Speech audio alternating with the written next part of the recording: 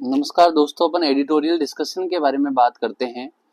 आज का एडिटोरियल है कि सूचना के अधिकार के 19 वर्ष पूरे हो गए हैं। इसमें जो भी खामियां हैं, जो कुछ भी अच्छाइयां रही है, उसके बारे में अपन डिस्कस करते हैं। भारत में सूचना का अधिकार अधिनियम ये एक्ट 2005 में आया और आज तक 2024 तक इसको 19 साल पूरे हो गए। इसके बाद भी इसके क्रियान्वयन की स्थिति पर क्या स्थिति रही, इस पर अपन नजर डालते हैं।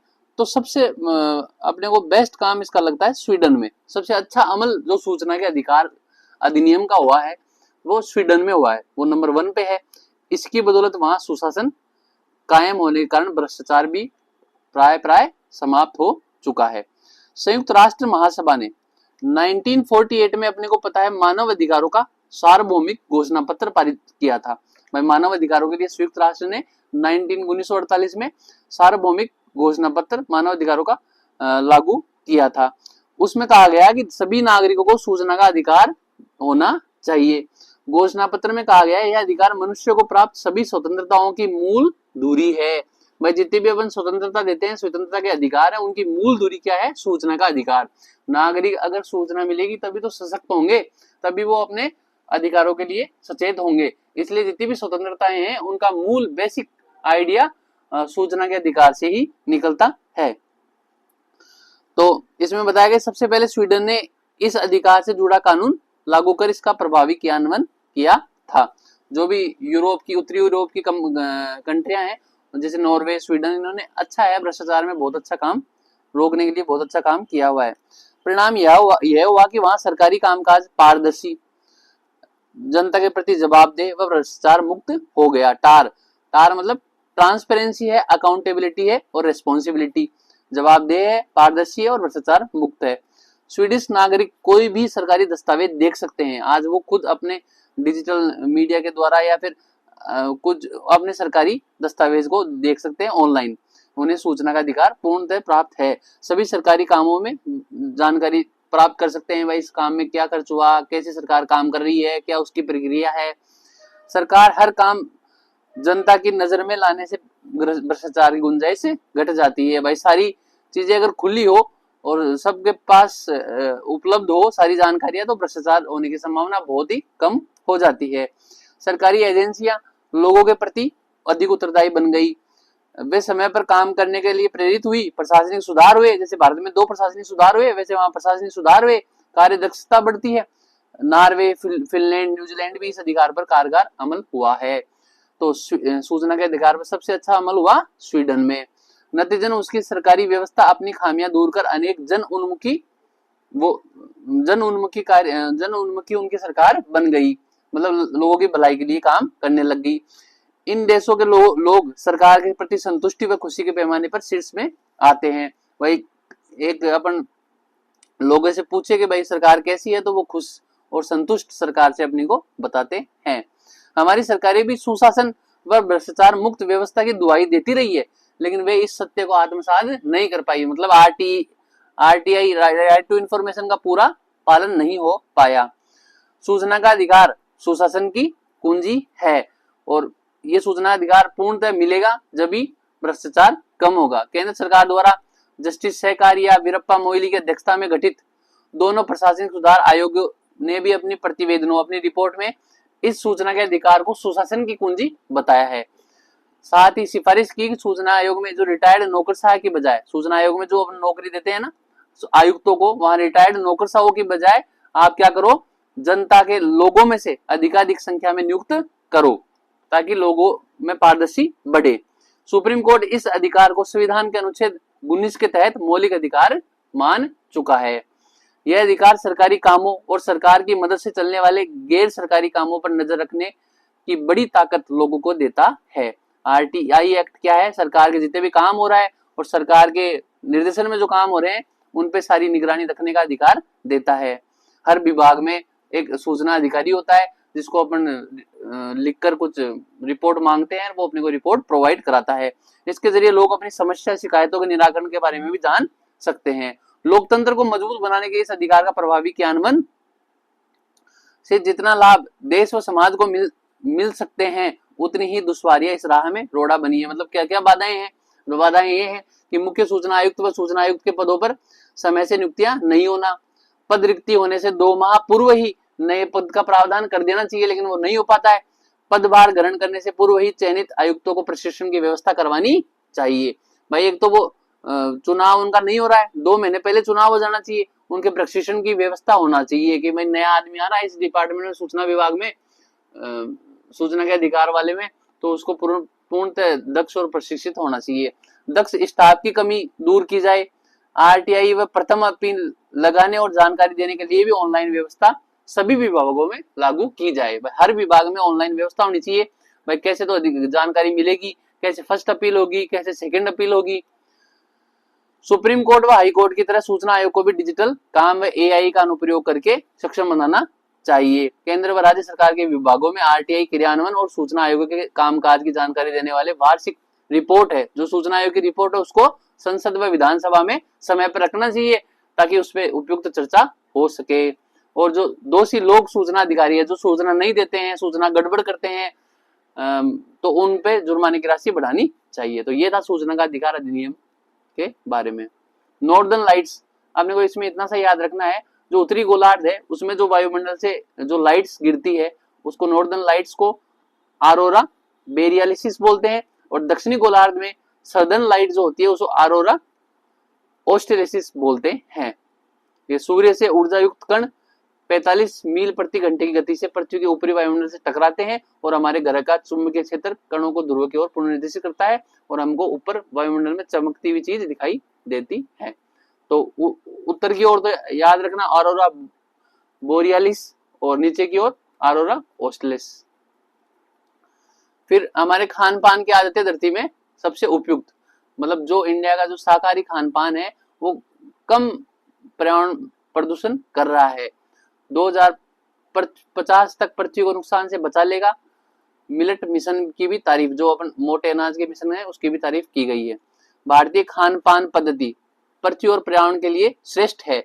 World wide fund for nature ने गुरुवार को जारी लिविंग प्लेनेट रिपोर्ट में बताया कि भारतीय खान पान की आदतें ग्रीन हाउस उत्सर्जन गैस को कम करती है।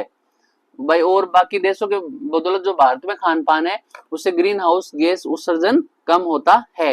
रिपोर्ट में बताया गया कि यदि सभी देश भारत के जैसे पैटर्न को अपना ले तो 2050 तक पृथ्वी को होने वाला नुकसान काफी कम हो जाएगा। इसके अलावा सर्वोत्तम खाद्य प्रणाली में भारत के बाद इंडोनेशिया, चीन, जापान, सऊदी अरब का स्थान आता है। तो ये थोड़ा सा आर्टिकल है, अपन कहीं यूज में ले सकते हैं। कर्क रेखा के बारे में बताया गया है कि जैसे ये पृथ्वी है तो ये भूमध्य रेखा है, ये कर्क रेखा सबसे ऊपर है, और जो कर्क रेखा है 23.5 डिग्री उत्तरी गोलार्ध में स्थित है। ये कर्क रेखा है, इसको ये मानव जीवन से जुड़ी हुई है, राशियों से इसका नाता है, जलवायु से जुड़ी हुई है और भूगोल से जुड़ी हुई है। ये काल्पनिक रेखा है। कर्क रेखा क्या है कि सूर्य के सापेक्ष पृथ्वी की स्थिति का कारण, यह रेखा सूर्य के सापेक्ष पृथ्वी की स्थिति के कारण बनती है जब सूर्य कर्क राशि में होता है। इसका मतलब सूर्य कर्क राशि में है तो मतलब ये जो कर्क रेखा है इस पे सूर्य डायरेक्ट चमक रहा है और सूर्य की किरणें इस पे डायरेक्ट पड़ रही है कर्क रेखा पर। दिन की अवधि लंबी हो जाएगी, जब सूर्य कर्क राशि में होगा तो दिन की अवधि लंबी हो जाएगी और रात छोटी हो जाएगी। महत्व क्या है? जलवायु कर्क रेखा के आसपास गर्म व शुष्क जलवायु होती है, यहाँ वर्षा कम होती है, तापमान अधिक होता है। जो कृषि है कर्क रेखा के आसपास वाले क्षेत्र में सिंचाई की आवश्यकता होती है, प्राकृतिक वर्षा कम होती है। भूगोल यह है कि कर्क रेखा के आसपास कई देश महाद्वीपों से कर्क रेखा गुजरती है, राजस्थान से भी गुजरती है, भारत से भी गुजरती है। यह रेखा विश्व के मानचित्र पर एक महत्वपूर्ण भौगोलिक रेखा है। सांस्कृतिक महत्व है, कर्क रेखा से विशेष महत्व दिया जाता है, कुछ संस्कृतियों में इसको पवित्र रेखा माना जाता है। विश्व भूख सूचकांक में अपने को पता है 127 देशों में अपनी 105वीं रैंक आई है, जबकि श्रीलंका जैसे देश भी अपने से आगे है। तो ऐसा क्यों है कि हम पीछे पिछड़े हुए हैं? तो वही बात बता रखी है कि हम 5वीं सबसे बड़ी अर्थव्यवस्था है जहाँ 18 साल से खाद्य सुरक्षा कानून भी है, फिर भी हमारी पीछे की रैंक क्यों है? 81 करोड़ लोग यानी आबादी का 58% लोगों को खाद्य सुरक्षा कानून से जुड़ा हुआ है। प्रति व्यक्ति प्रति माह 5 किलो अनाज मुफ्त में दिया जाता है, फिर भी हम भूख सूचकांक में गंभीर श्रेणी में क्यों हैं? महज रिपोर्ट को खारिज करके यह कहना कि सब पश्चिमी देशों की साजिश है, भारत एक स्वर्णिम युग में है, तो यह सत्य से मुंह मोड़ना होगा। रिपोर्ट में यह भी बताया कि भूख समस्या बने रहने के बावजूद 5 देश बांग्लादेश, इनमें भूखमरी तो है। मोजाम्बिक, नेपाल, सोमालिया, टोगो ने इस समस्या पर काफी काबू पाया है। इस बार सूचकांक तैयार करने में कुपोषण व बाल मृत्यु दर दोनों को 1/3 वेटेज दिया है, जबकि 5 साल से कम आयु के बच्चों को नाटेपन 1/6 और दुबलेपन को 1/6 वेटेज, जिसको बोलते हैं 1/6 वेटेज दिया है। तो कुपोषण व बाल मृत्यु दर को तो 1/3 वेटेज दिया है, व नाटेपन और दुबलापन, स्टंटिंग और वेस्टिंग को 1/6 वेटेज दिया है। तो भारत सरकार भुखमरी पर तो थोड़ा काबू पाई है, लेकिन ये दुबलापन, नाटेपन, इसमें अभी पीछे है। ये आंकड़े भारत सरकार के न किसी विदेश एनजीओ के। देश की 13.7% आबादी कुपोषण में है, जबकि नाटापन में 35% व कम वजन में 18.7% व बाल मृत्यु में 2.9%। जाहिर है गरीब पोषक अनाज तो ले रहे हैं, भोजन तो ले रहे हैं, अन्न तो मिल रहा है, लेकिन वो पोषक नहीं मिल रहा, तो ये कहीं ना कहीं कमियां है। तो अगला आर्टिकल है बेरोजगारों को लाभार्थी बनाए, लाभार्थी नहीं कामकार बनाए। ऐसे है कि बेरोजगारों को सब्सिडी देकर उनको लाभार्थी न बनाया जाए, उनको कौशल विकास करके, उनको रोजगार सृजन करके उनको कामगार युवा बनाया जाए। भारत का जो 2047 तक का विकसित भारत का विजन है, उसको लक्ष्य को पाने के लिए रोजगार सृजन व कौशल विकास पर काम करना होगा।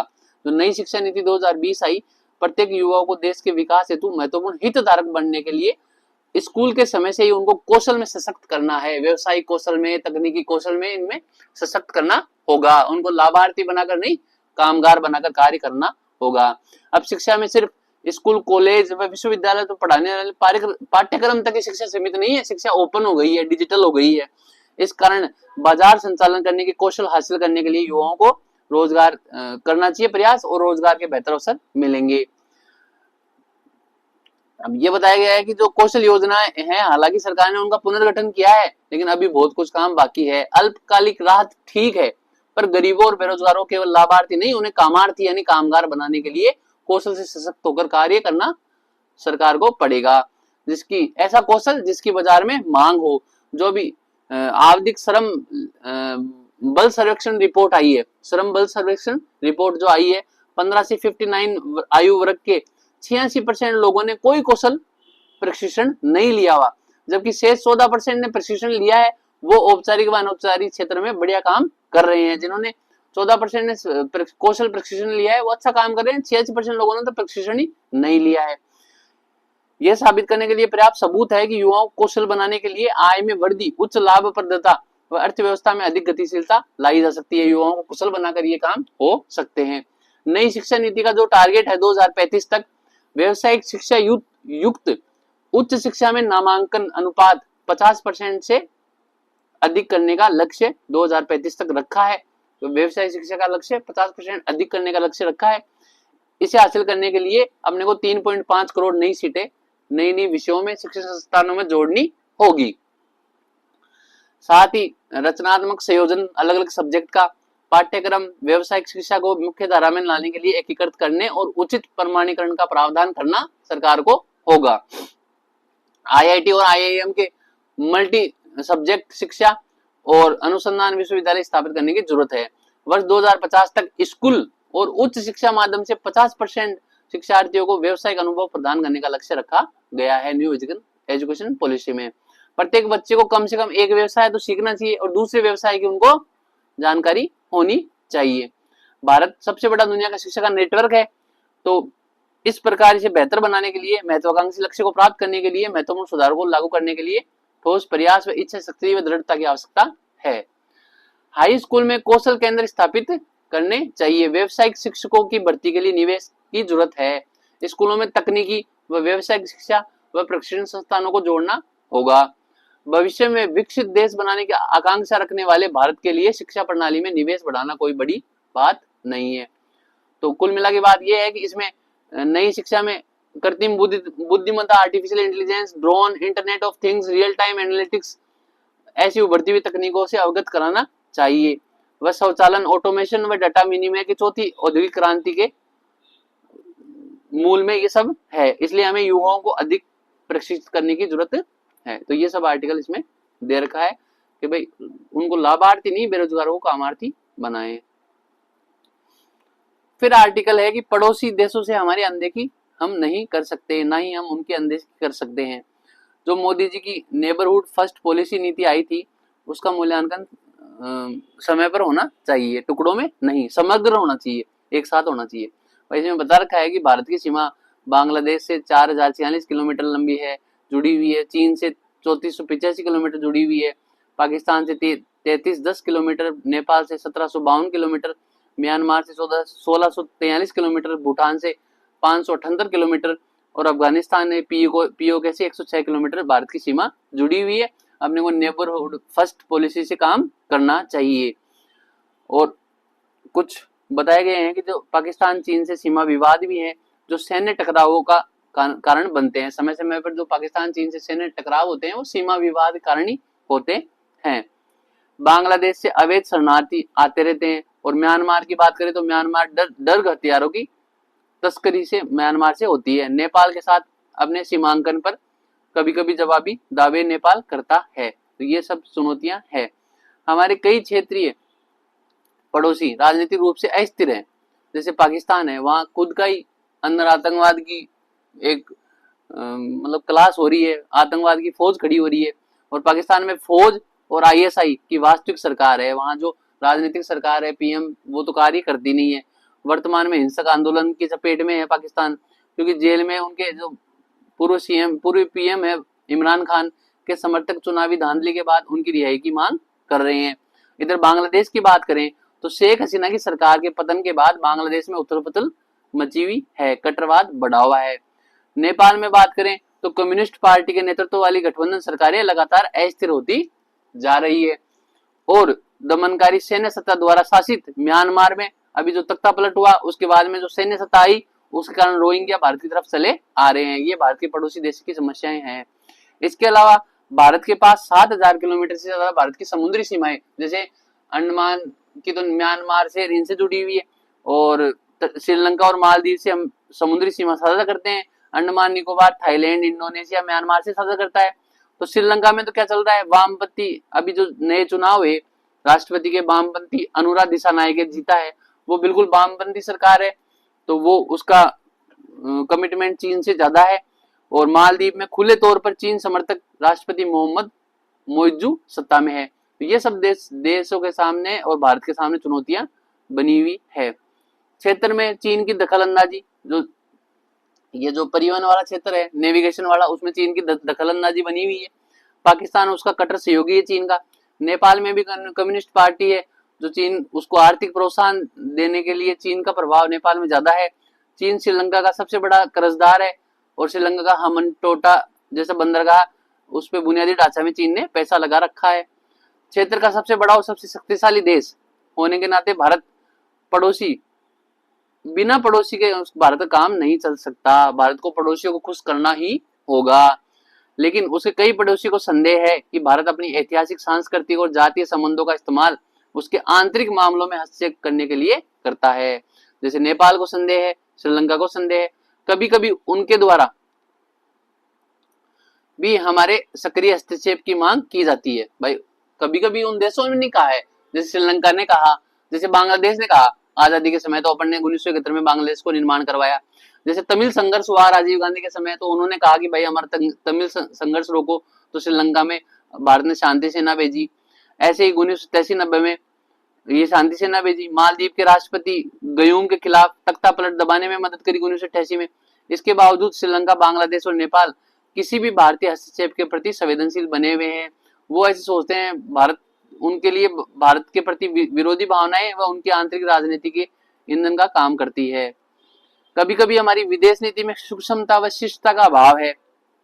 ये भाव कैसे है, जैसे राजीव गांधी सरकार और मोदी ने भारत और नेपाल के बीच में नाकेबंदी की, इससे नेपाल के लोग चीनी प्रभाव में ज्यादा आ गए, भारत से दूर हो गए। तो ऐसा प्रतिकूल प्रभाव पड़ा, भारत विरोधी भावनाएं उनमें जागृत हो गई। जबकि हमारी प्राथमिकता हमेशा विश्वास का निर्माण करना है, अलगाव का निर्माण करना उनमें नहीं है। यहाँ तक कि आर्थिक सहायता प्राप्त प्रदान करते समय भी हम बड़े भाई की भूमिका में, बिग ब्रदर सिंड्रोम हमें आ जाता है। वो पड़ोसी देशों के लिए अखरता है, वो दूसरी ओर शिफ्ट हो जाते हैं। दूसरे, हमें चीन की निरंतर चालों के प्रति असाधारण रूप से सतर्क रहना होगा, अपनी खुफिया क्षमता को उन्नत करना होगा, इनोवेटिव तरीके से सदियों पुराने संबंधों को मजबूत करना होगा। इसका एक अच्छा उदाहरण है कि भूटान में हमने 10,000 मेगावाट की पन बिजली परियोजना में जो निर्माण में हमने सहायता की, भूटान हमको बिजली दे रहा है, हम उनको रेवेन्यू दे रहे हैं, इससे सहयोग बढ़ रहा है, इसलिए भूटान से हमारे संबंध अच्छे हैं। तीसरा, हमें इन देशों के राजनीतिक स्पेक्ट्रम के सभी पक्षों के संवाद करने के रास्ते बनाए रखने चाहिए। भाई हर तरीके से अपन संवाद कर सके ऐसे रास्ते भारत को खुले रखने चाहिए। बांग्लादेश में शेख हसीना की भारत समर्थक लेकिन तानाशाही पूर्वक हुकूमत को भरपूर समर्थन दिया और अब हम इसके परिणाम भुगत रहे हैं। चौथे, हमें पाकिस्तान और चीन का मुकाबला करने के लिए अपनी सैन्य शक्ति को मजबूत रखना होगा। सैन्य रूप से हमें मजबूत होना आवश्यक है, ये इस आर्टिकल में लेखक कह रहा है। धन्यवाद।